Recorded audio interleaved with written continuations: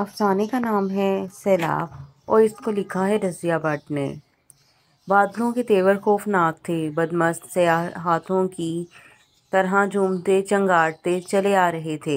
آسمان کی رنگت سیاہ لگتی تھی، ان سیاہیوں میں اترتی خنجر نما بجلیاں خوفناک دکھائی دیتی تھیں۔ کئی دنوں سے مسلسل موسلادھار بارش ہو رہی تھی، ہر طرف پانی ہی پانی نظر آتا تھا۔ زمین جذب کر لینے کو اتنی طاقت کہاں سے لاتی؟ وہ تو اب بوند بھر پانی بھی اپنے میں سمونے سے قاصر تھی۔ جتنا پانی برستا وہ جوں کا توں لوٹا دیتی۔ پانی نالیوں سے پھوٹ پڑتا، گلیوں میں بہنے لگتا اور آوارہ گردوں کی طرح جدھر منہ اٹھاتا بہہ نکلتا۔ گاؤں کے کچے مکانوں کی کیا بساط! اب تو شہروں کی پکی آبادیاں بھی اس مسلسل پانی سے پناہیں مانگ رہی تھیں۔ مکانوں کی بنیادوں میں پانی دنس رہا تھا، چھتیں ٹپک رہی تھیں اور جہاں جہاں نکاس کی راہیں نہیں تھیں جوہر بن گئے تھے۔ یا رب اب تو معافی دے دے۔ رحمت دین نے اپنے کچے مکان کی چھپر نما برآمدے میں کھڑے کھڑے آسمان کی طرف نگاہ ڈالی۔ کونے میں بنے مٹی کے چولہے پر چڑھی ہنڈیا میں ڈوئی ہلاتی برکتیں نے اپنے شوہر کو بیزار سی نظروں سے دیکھا اور پھر طنز سے بولی، اب کیوں کہہ رہے ہیں ایسی بات؟ کیوں برکتے؟ اپنے رب سے معافی ہی مانگ رہا ہوں اس طوفان کی۔ دیکھ تو کتنے کالے بادل امڈ آ رہے ہیں، برس گئے تو خیر نہیں، یہ گرواندہ ٹھہر نہ سکے گا اب کہ۔ تو تجھے کیا، تو بے فکر ہے نا؟ مکان گر بھی گیا تو ماتھے پر بل تھوڑا ہی آئے گا۔ تیری تو مت ماری گئی ہے۔ بلی لوگ بتا تو بھلا ان بادلوں کو روکنے کی مجھ میں طاقت ہے؟ برکتے نے تانبے کی بے گلا تھالی اپنے 10 سالہ بیٹے کے سامنے سرکا دی، جو ہنڈیا پکنے کے انتظار میں بیٹھا تھا۔ لے پڑنے لگیں بوندیں۔ رحمت دین نے موٹی موٹی برستی بوندوں کو دیکھا اور پھر صحن میں پڑی چارپائی کو برآمدے میں گھسیٹ لایا۔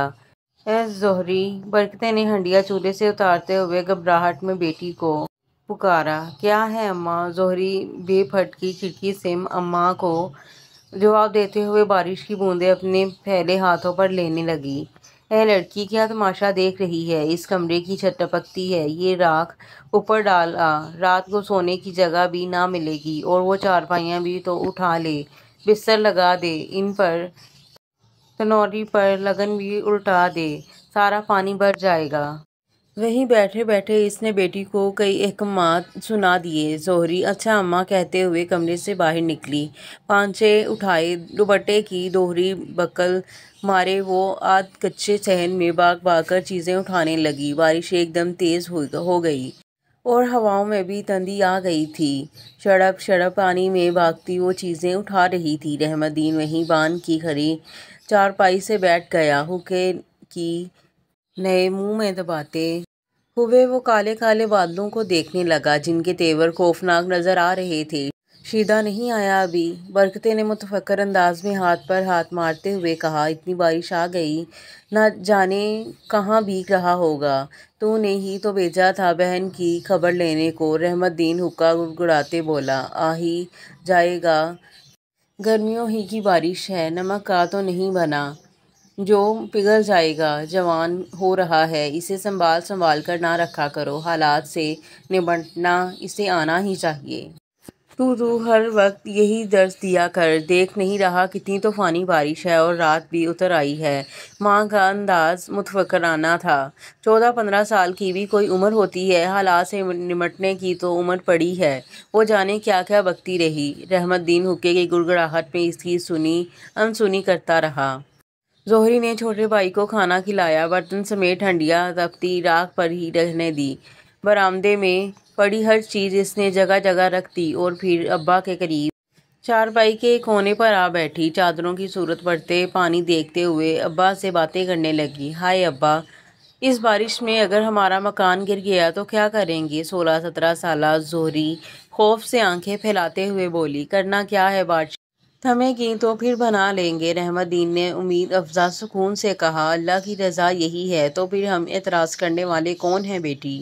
برکتے اس کے پرسکون انداز سے جل ہی تو گئی، ہمیشہ ہی اس کی ایسی باتوں سے جل جایا کرتی تھی۔ ایسا متوکل انسان بھی کیا کبھی تو نصیبوں کا شکوہ کرنا چاہیے، کسی وقت تو قناعت کا دامن چھوڑنا چاہیے۔ ہر نقصان پر صبر، ہر مصیبت پر شکر، جانے کس قسم کا آدمی تھا۔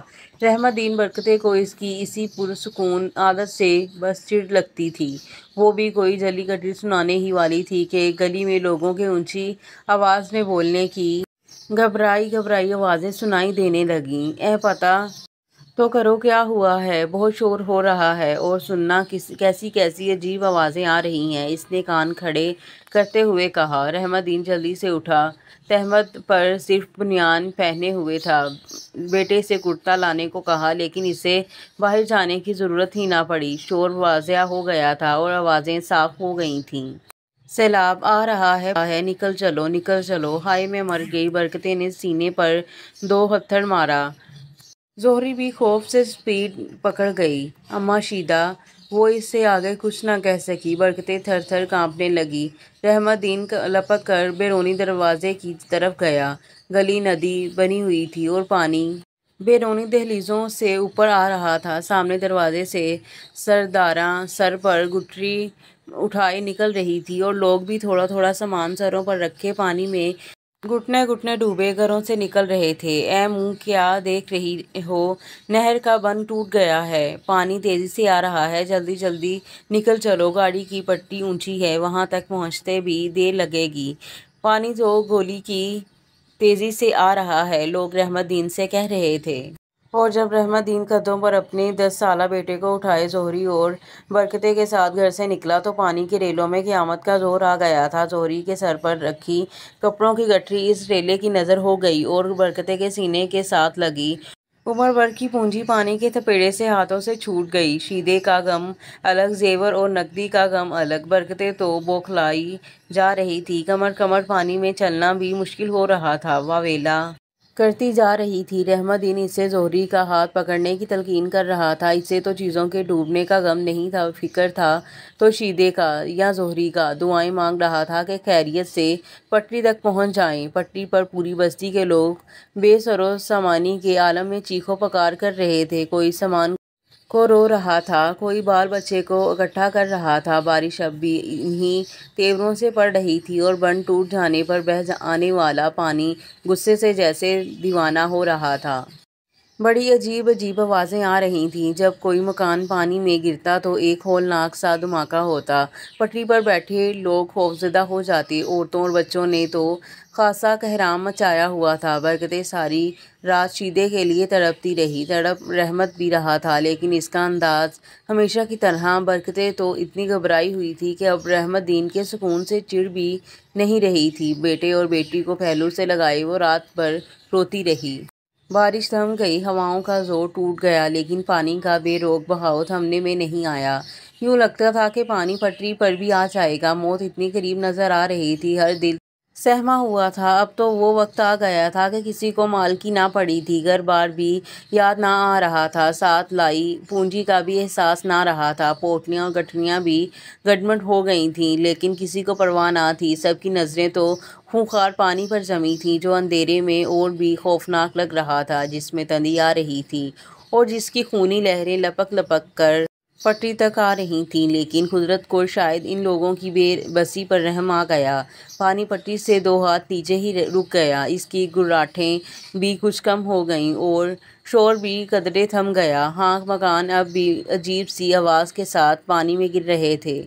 رات لوگوں نے آنکھوں میں کاٹ دی اور صبح جب بیدار ہوئی تو لوگوں نے دیکھا پوری بستی پانی میں ڈوبی ہوئی تھی۔ سرخ سرخ پانی ٹھاٹھیں مار رہا تھا اور گھروں سے بہہ بہہ کر آنے والا سامان تیرتا پھر رہا تھا۔ لوگوں کی حالت ناگفتہ بات تھی، ایڑیاں اٹھا اٹھا کر اپنے اپنے گھروں کو دیکھ کر اندازہ لگا رہے تھے سیلاب کے جو آثار تھے۔ یہی لگتا تھا کہ کسی کا کچھ بھی نہیں بچ سکے گا۔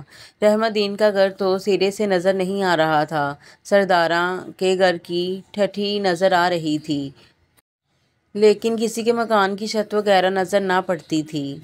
ایک گہری ٹھنڈی آہ بھر کر وہ بے حال برکتے اور سہمی ہوئی زہری کے پاس بیٹھ گیا۔ سیلاب اسی کو تو کہتے ہیں، سب کچھ بہا کر لے جاتا ہے، کچھ بھی تو نہیں بچتا۔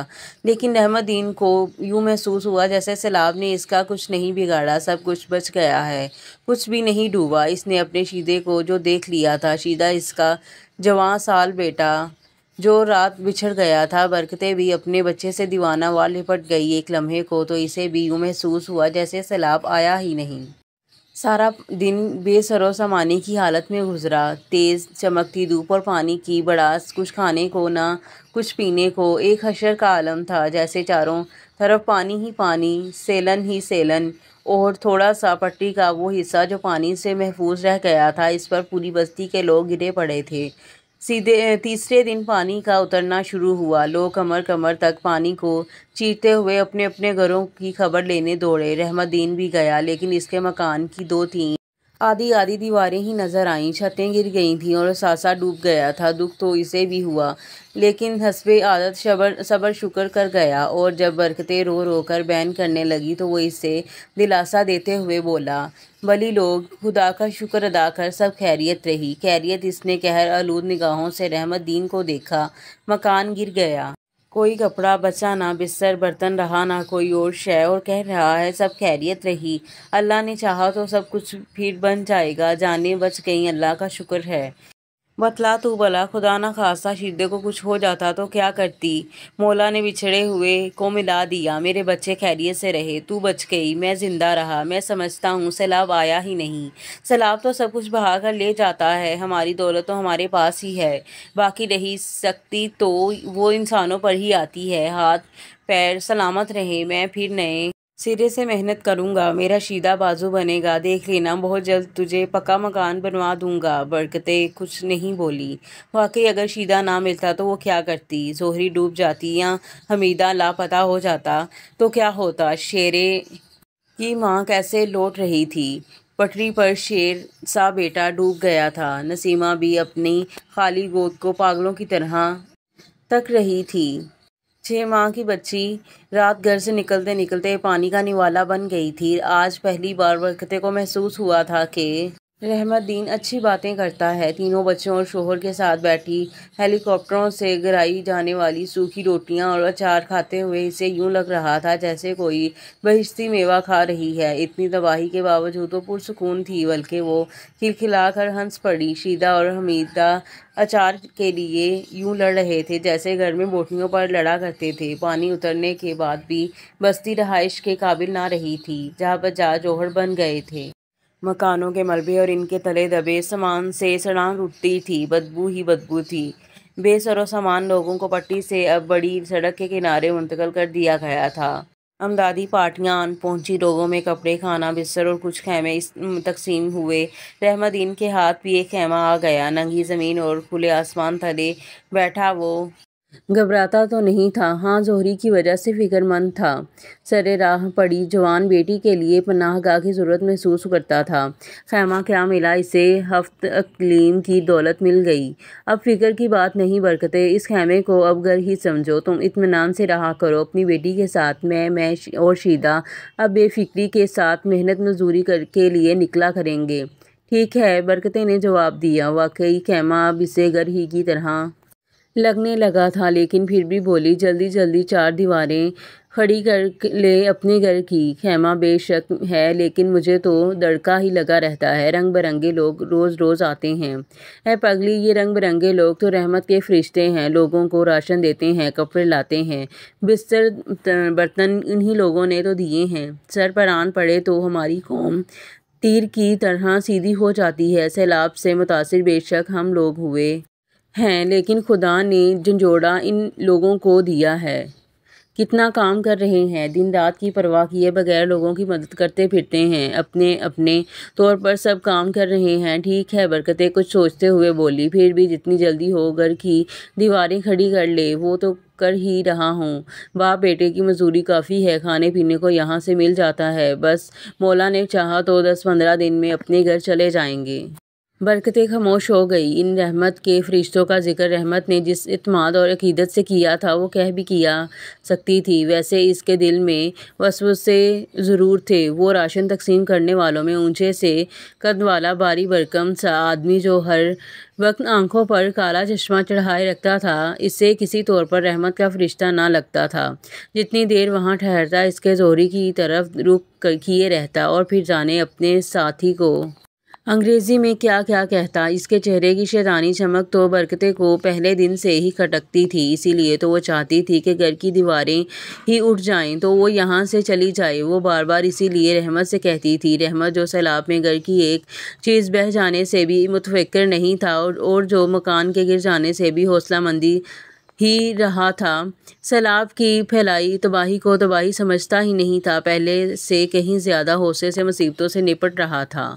25-26 دن گزر گئے، سیلاب آیا اور گزر گیا تھا۔ زندگی کی تگ-و-دو پھر سے شروع ہو گئی تھی۔ لوگ گھروں کے ملبے سمیٹ رہے تھے، بھیگی ہوئی چیزیں نکال رہے تھے، کچھ کر رہے تھے۔ زندگی مسلسل حرکت کا نام ہی تو ہے۔ حرمت دین نے پھر گھر کی دیواریں اٹھا لی تھیں، بس 2-1 دن میں وہ بال بچوں کو گھر لے جانے والا تھا۔ اس دن وہ شیدے کے علاوہ حمیدے کو بھی ساتھ کام پر لے گیا۔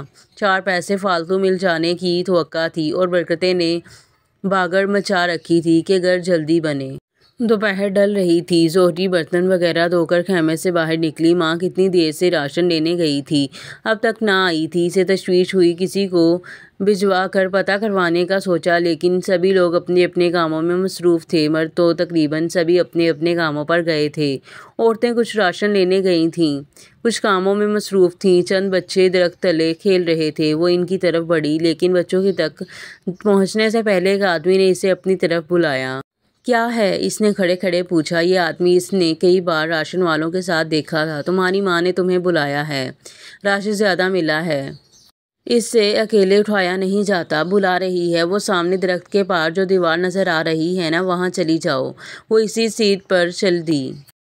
برکتیں تھوڑی ہی دیر بعد واپس آ گئی۔ زہری کو خیمے میں نہیں پایا، راشن کونے میں رکھ کر باہر آ گئی۔ ادھر ادھر متلاشی نظروں سے بیٹی کو دیکھا، پاس والوں سے پوچھا، عورتوں سے، بچوں سے، سبھی سے پوچھتی پھری، وہ کہیں بھی نہ تھی۔ اسے یوں ہی خیال آ گیا کہ کہیں گھر دیکھنے نہ چلی گئی ہو۔ بھاگم بھاگ وہ پٹی تک پہنچی، ہانپتی کانپتی گھر تک آئی، زہری کہیں بھی نہ تھی۔ وہ دھڑکتے دل کو تھامتے واپس آئی، زہری کہیں بھی نظر نہ آئی۔ اس کا دل بیٹھ گیا۔ کچھ بچوں نے اسے بتایا کہ وہ درخت کے اس کی طرف دیوار کی طرف گئی تھی۔ برکتیں ادھر ہی دوڑ پڑی، لیکن اسے اس کا کہیں پتہ نہ تھا۔ تھکے ہارے قدموں سے وہ واپس آئی تو رحمت کپڑے سے اپنا پسینہ سکھا رہا تھا، شیدہ لوٹے میں پانی بھر کر پاؤں دھو رہا تھا اور حمیدہ باپ کی لائی ہوئی مٹھائی کھا رہا تھا۔ کہاں کی سیریں کر رہی ہو ماں بیٹی؟ رحمت دین آج پیسے زیادہ ملنے پر بہت خوش تھا، لیکن جب برکتے نے زہری کے متعلق بتایا تو وہ چونک گیا۔ کپڑا ہاتھ میں لیے وہ برکتے کی طرف آیا۔ کیا کہہ رہی ہو؟ اس نے جانا کہاں ہے؟ یہیں کہیں ہوگی۔ برکتے زمین پر بے حال ہو کر گرنے کے انداز میں بیٹھ گئی۔ میں اسے ہر جگہ ڈھونڈ آئی، کہیں نہیں ملی۔ بچوں نے بتایا کہ اسے کسی آدمی نے درخت کی اس طرف والی دیوار طرف بھیجا تھا۔ کب رحمت دین کا سانس اکھڑ سا گیا۔ پھٹی پھٹی آنکھوں سے برکتے کو دیکھنے لگا اور پھر گھر کے سبھی افراد زہری کی تلاش میں اٹھ دوڑے، راہگیروں سے پوچھتے پھرتے، ویرانوں میں ڈھونڈتے پھرتے، جہاں جہاں اس کے ملنے کا امکان تھا تلاش کیا، لیکن اس کا کہیں پتہ نہ تھا۔ تھک ہار کر سب واپس لوٹے، سینے پر پریشانی کے عالم میں دوہتر مارتی جا رہی تھی، اور رحمت دین تو یوں جھک کر چل رہا تھا جیسے کمر ہی ٹوٹ گئی ہو، پھر بھی دل کو تسلیاں دیے جا رہا تھا۔ برکتے کو واویلا کرنے سے اس نے جھڑک کر روکا، لیکن وہ چپ نہیں ہوئی، روتے روتے اپنے شک کا اظہار کر دیا۔ وہ راشن والے ان ہی کے ساتھ جو ایک لمبا سا موٹا سا آدمی تھا، وہی۔ بک بک نہیں کر، رحمت دین نے اسے ٹوکا، تو مانے گا نہیں میری، میں کہتی ہوں وہی لے گئے میری بیٹی کو، میں تو لٹ گئی، تباہ ہو گئی، مجھے تو ہر وقت ہی دھڑکا رہتا تھا۔ رحمت دین بھی گھبرا گیا، حوصلہ تو اس نے کبھی بڑی سے بڑی مصیبت میں گر کر بھی نہیں ہارا تھا، لیکن جوان بیٹی کا معاملہ تھا۔ اب تو شام بھی گہری ہو گئی تھی اور ہر طرف ڈھونڈنے کے باوجود بھی اس کا سراغ نہیں ملا تھا۔ حوصلہ آپ ٹوٹ رہا تھا، کمر پر ہاتھ رکھے وہ سست قدم اٹھاتا خیمے کی طرف آ رہا تھا۔ برکتیں واویلا کر رہی تھی، شیدہ اور حمیدہ بھی سر جھکائے چل رہے تھے۔ زہری کی گمشدگی نے گھر والوں کے علاوہ ارد گرد کے لوگوں کو بھی پریشان کر دیا تھا۔ رحمت دین اور برکتے کو گھیرے میں لیے ہر کوئی اپنا ہی سوال کر رہا تھا، جواب دینے کی ہوش کسے تھی؟ برکتے تو رو دھو کر دل کی بڑاس نکال رہی تھی، لیکن رحمت دین پر تو جوں جوں شام ڈل رہی تھی، سکتے کی سی کیفیت طاری ہوتی جا رہی تھی۔ شیدہ اور حمیدہ بھی پھر تلاش میں نکل پڑے، بستی کے کئی جوان بھی ان کے ہمراہ ہو لیے تھے، باقی وہیں انتظار کرنے لگے۔ تھے، لیکن انتظار کچھ زیادہ دیر نہیں کرنا پڑا۔ زہری آ گئی۔ وہ زہری نہیں جو یہاں سے گئی تھی، بلکہ دوسری زہری، جس کے بال کھلے تھے، جس کی آنکھوں میں وحشت جم گئی تھی اور جو بربادی کی داستان کا عنوان تھی۔ برکتے نے سر پیٹ لیا۔ بستی کے لوگوں میں غم و غصے کی لہر دوڑ گئی۔ شیدہ شعلے کی طرح بھڑک اٹھا۔ حمیدہ گھرانے لگا، لیکن رحمت دین، مضبوط و مستحکم حوصلے والا رحمت دین، طوفان کا خندہ پیشانی سے مقابلہ کرنے والا رحمت دین، مصیبتوں کو صبر شکر کے ساتھ جھیل جانے والا رحمت دین آنکھیں پھاڑے بیٹی کو تکے جا رہا تھا۔ اس کا وجود کانپ رہا تھا اور ٹھنڈے پسینے میں جیسے نحاس آ گیا تھا۔ بستی کے ایک معمر نے اسے تھام لیا۔ سیلاب تو ختم، سیلاب تو ختم۔ اس کے بے رنگ ہونٹوں پر صرف یہی الفاظ پھڑ پھڑائے اور پھر اس کا سر تھامنے والے کندھے پر لڑھک گیا۔ شاید وہ کہنا چاہ رہا تھا کہ سیلاب تو ختم ہو گیا، بہہ سب کچھ اب کیوں گیا؟ اور جب لوگوں نے اس کے جثہ جان کو چارپائی پر ڈالا تو اس کی کھلی ہوئی بے نور آنکھیں مجسم سوال تھیں، پوچھ رہی تھیں کہ سیلاب جب آیا یا اب؟ اور یہاں پر افسانے کا اختتام ہوتا ہے، اور ملتے ہیں اگلے افسانے میں۔ تب تک کے لیے دیں مجھے اجازت۔ اللہ حافظ۔